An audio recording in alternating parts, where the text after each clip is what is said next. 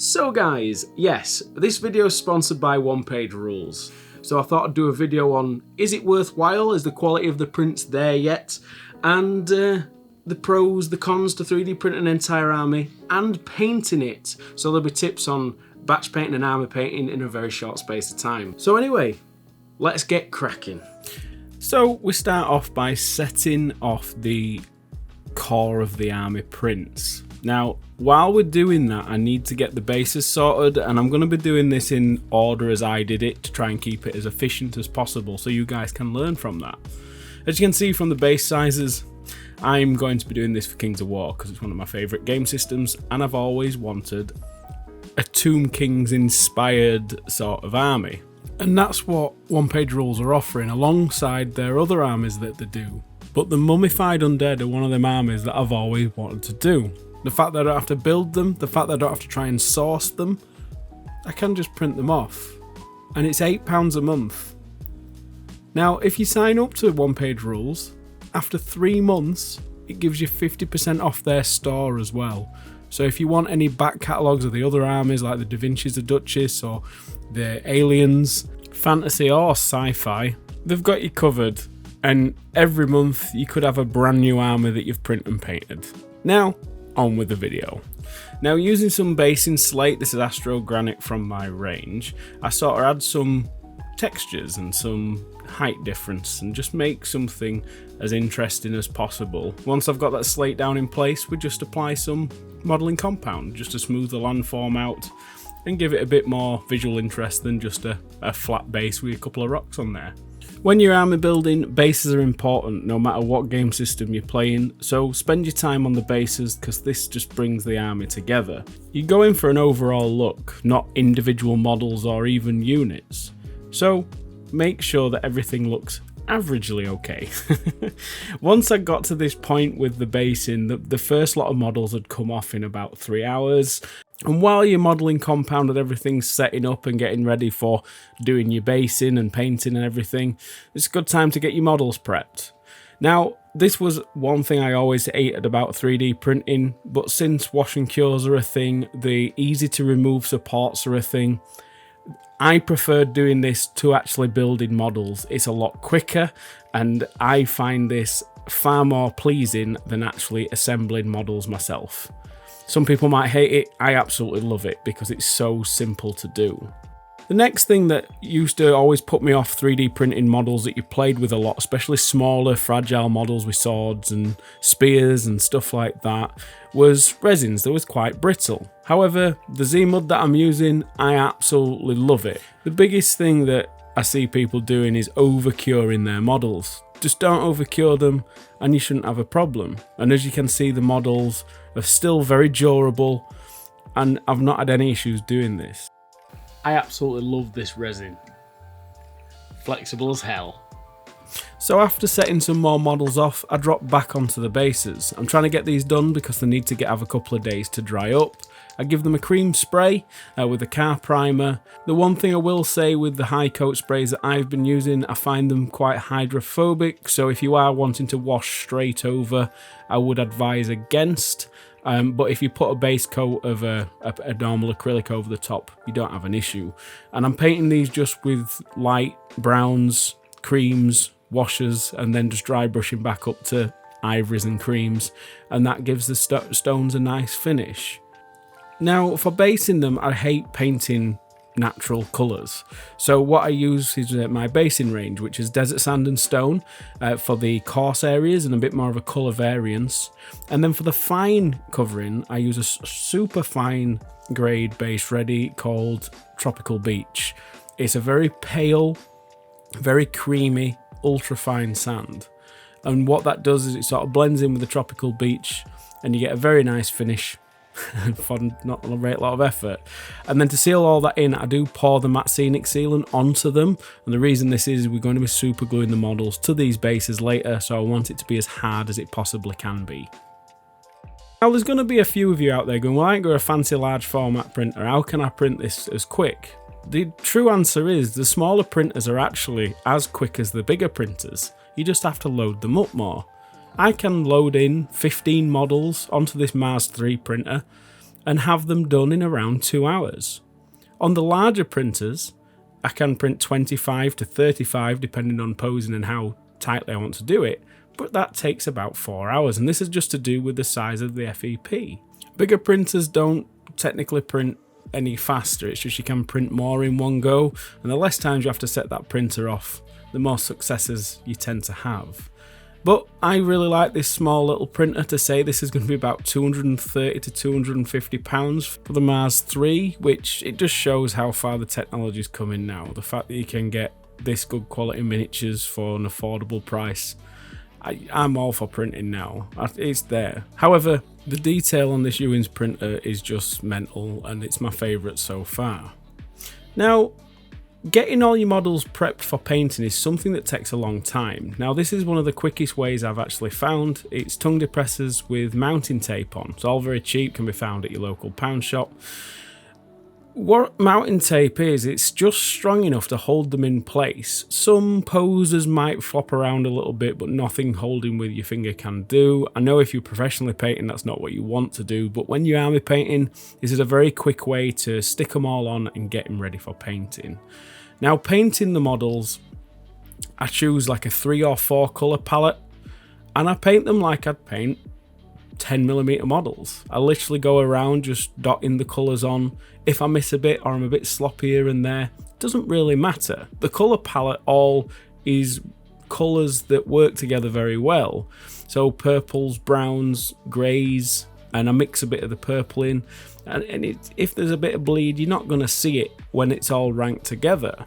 So I can actually smash these models out very, very quickly. With the gold, I go on with the bright gold, and I just lay this on. Maybe a bit too thickly, because it doesn't cover that well when I paint, but it still looks good after the wash step.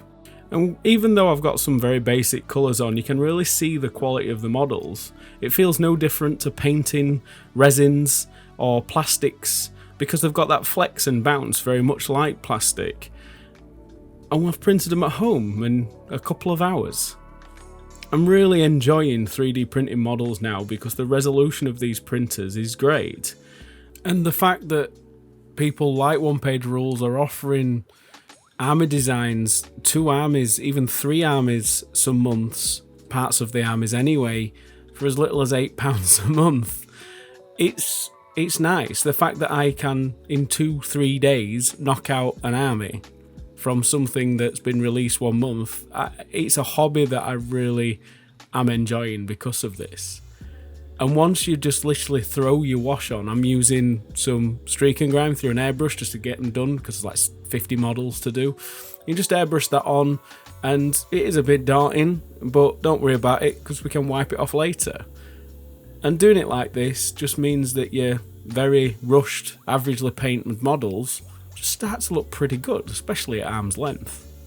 And then just rub off the excess or any areas that you want to pale, and brushing from above like you would with a dry brush, it just highlights all them areas. Best thing about this is when you're putting them on the bases, if you find any areas that are a bit too dark because they're up front and you want them to look a bit better, you can go in a couple of days later and rub it off. Acrylic washes, you can't do that, you're pretty stuck and you'd have to paint it.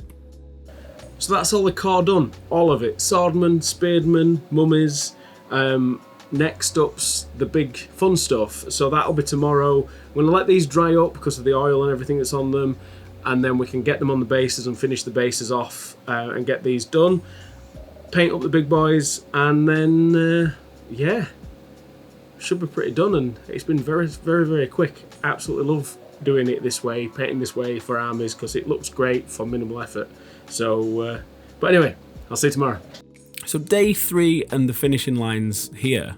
I'm just knocking out this Giants. The only thing I would have done realistically, if I wasn't doing this to a time schedule, I would have 3D printed this again. I needed to dial the settings in on the Mars 3. There's a few layer lines. I think that's more to do with the speed of the lift height.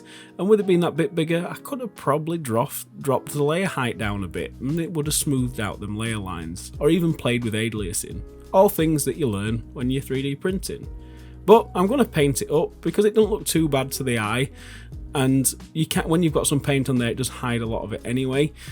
And I paint this exactly the same way. The only difference is I use acrylic washers because I don't want to do an entire whole day of waiting for the oils to dry. And then after they're dry, I just go in with a dry brush. Dry brushes are your friends when you're army painting, and just catch all the details with a bit of silver. And I do exactly the same paint style on the Guardian statues. And now we're onto the fun bit, which is basing the models. But before we stick them down, I'm going to finish the bases off just with a couple of tufts. The reason I do this is just to add a bit more colour and a bit more vibrance to the bases, and it just adds a bit more details. And as you can see, just with the tufts, the tropical beach and the desert sand and stone, no painting apart from obviously the terrain piece, it looks pretty realistic and pretty cool for minimal effort, which makes it a hell of a lot quicker. Now, a lot of people ask me, why don't I pin my models down? And there's a very obvious answer. If the model's pinned and you go to move a movement tray, or you go to move a model on a base and you bang that, it's stuck firmly in place. But what happens is you normally break the model. You break a leg, you break an arm off because it doesn't move. If you super glue them down with a thick super glue gel, and somebody reaches over the table, or you reach over the table and you bang your models or anything like that, the worst that's going to happen is it's going to pop off the tray. You're not going to break the model, and then all you've got to do is re-super glue it back down. Maybe touch up with a bit more basing material around the feet if it's ripped that off. But I prefer this, it's safer, and it's easy to add more or take a few off and add different models later if you wish.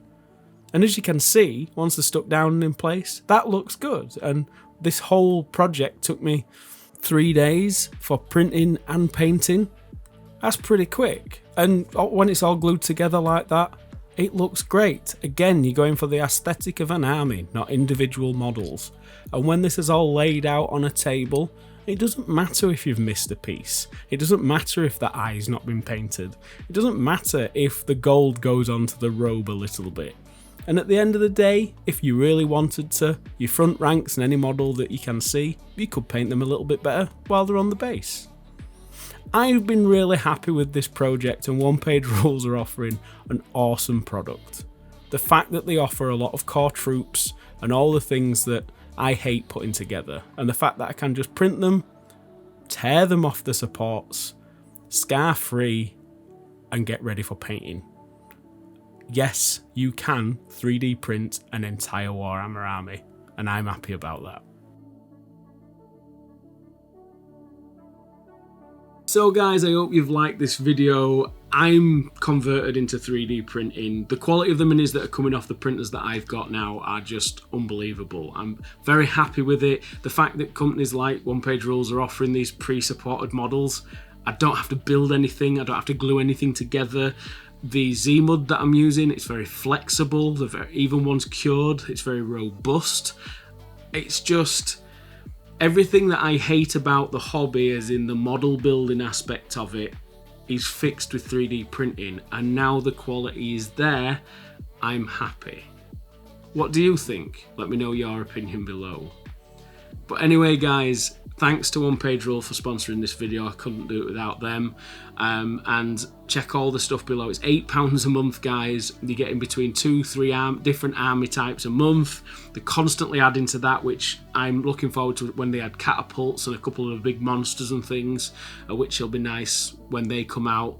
You get bases, you get like objective markers, everything you need for, like, if you play Age of Sigmar, if you play your fantasy games, or if you even played One Page Rules or like Kings of War like me, everything's very transferable. And that's what I like about what they're offering. It's just a full army for £8 a month. And after 3 months, if they've got some old stuff that you want, you can get it 50% off. Awesome. But anyway, guys, if you've liked this video, check all the links below. And yeah, if you want to support me, please check out One Page Rules. But also, if you want to use the products that I've used in this for making the bases and everything else, check out my Scenics, guys. All links below. If you can find it in your local shops in America, EU, wherever you are in the world, check out your local shops. And mine, all below. Alright guys, thanks for watching, thanks for tuning in, and I'll see you for the next video, which, again, another good one. I'll see you then. Oh, love, love, love.